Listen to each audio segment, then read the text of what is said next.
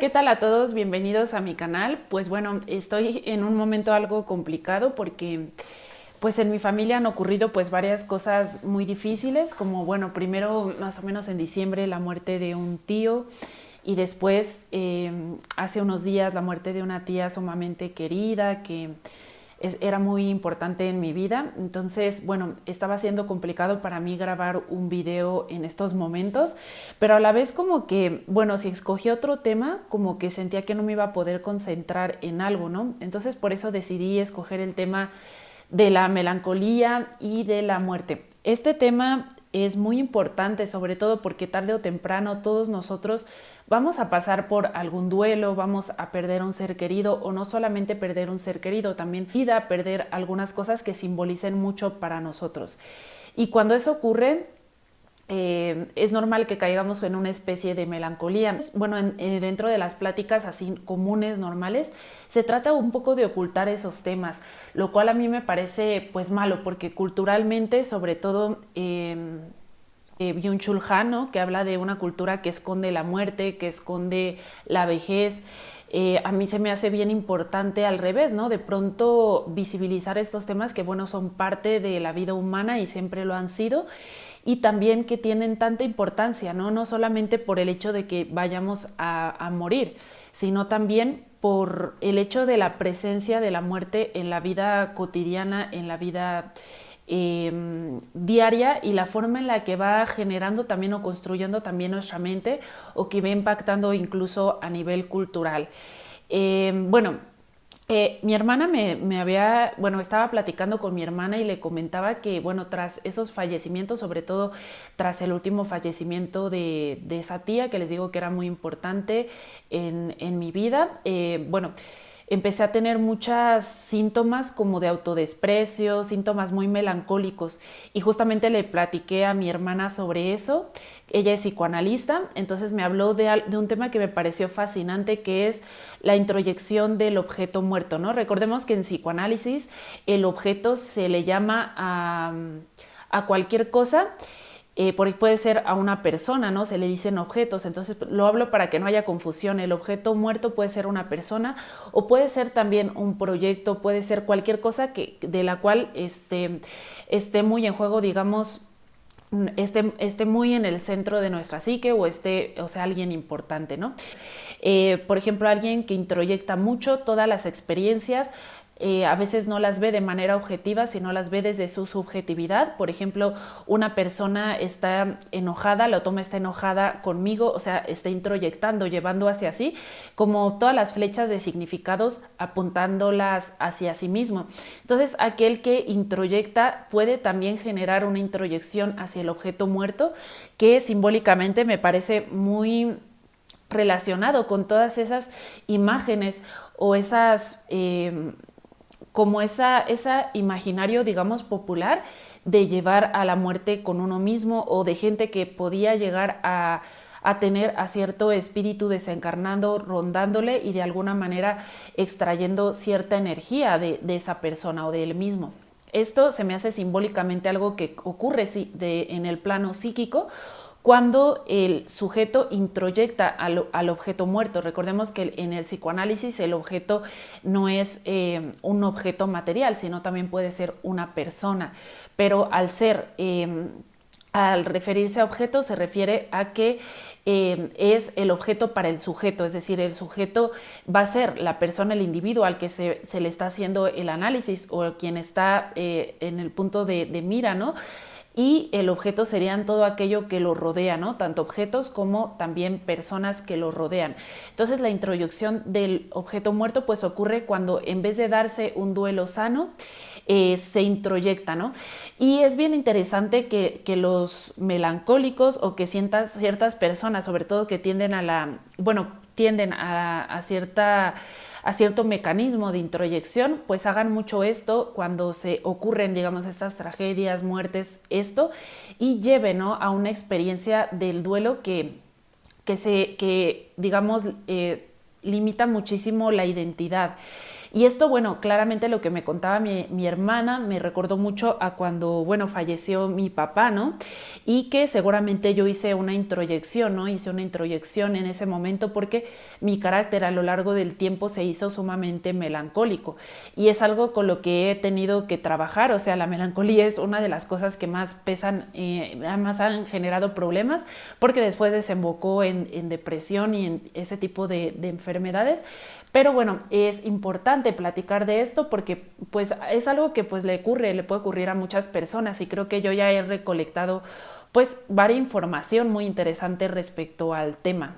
El temperamento melancólico tiene mucho que ver cuando se introyectan objetos muertos, y en esta introyección se afecta la identidad del yo.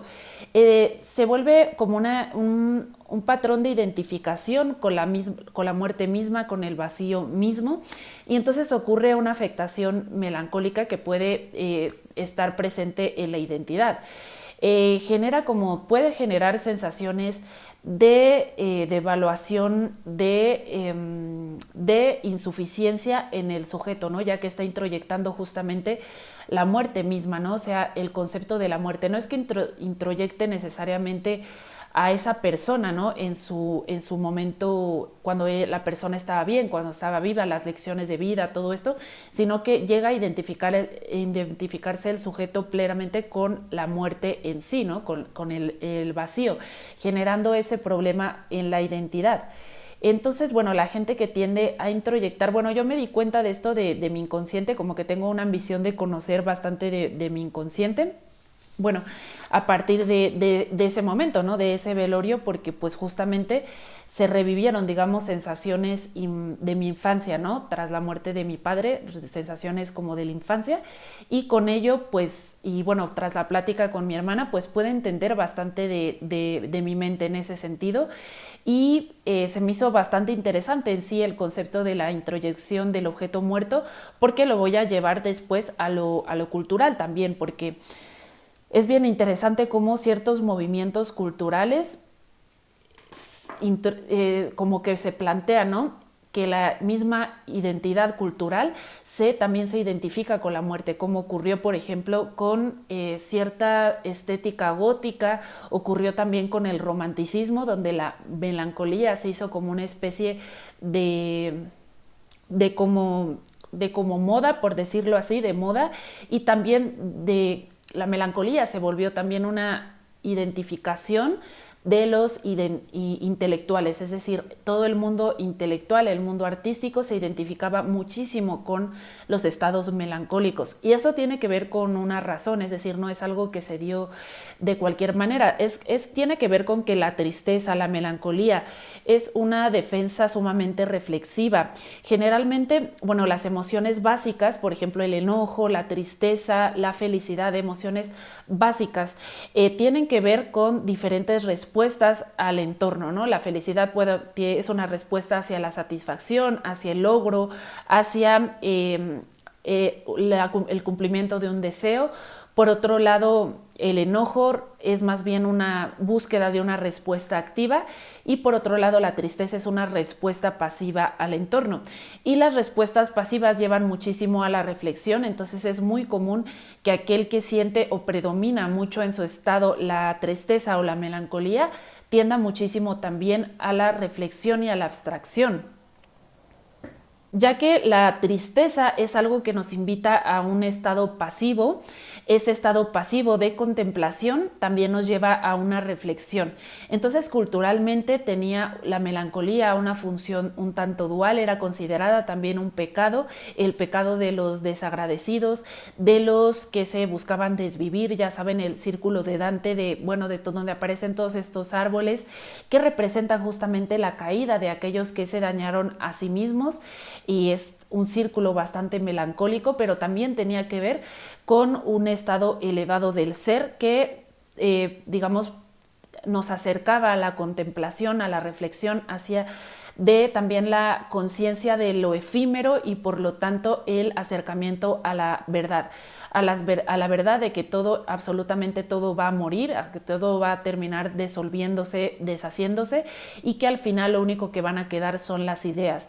Entonces, tras esa conciencia constante del melancólico acerca de la muerte misma, es decir, la muerte misma se vuelve parte de su identidad, como que la introyecta, como que en el texto, porque estuve leyendo justamente el texto de Freud, Duelo y Melancolía, decía que era también algo devorador, porque tiene que ver con esa etapa oral donde los afectos tienen mucho que ver con el devorar, ¿no? El comer, ¿no? Que tiene que ver con el beber, el alimentarse.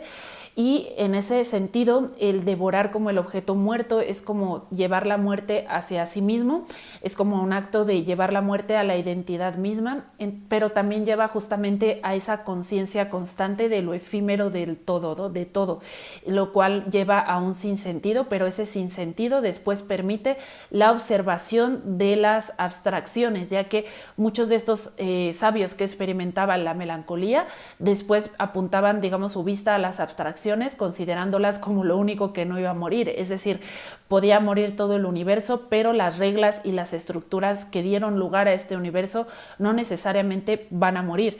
De hecho, aunque naciera otro universo y muriera este completo, el otro universo también tendría que apoyarse de abstracciones, de las matemáticas, de la lógica y de las ideas. Como decía Platón, lo único que es eterno son las ideas y las abstracciones. Para el esoterismo occidental, las abstracciones eran el verdadero espíritu, eran el lenguaje divino, las matemáticas, las ideas, la geometría, todas esas estructuras abstractas eran el lenguaje divino.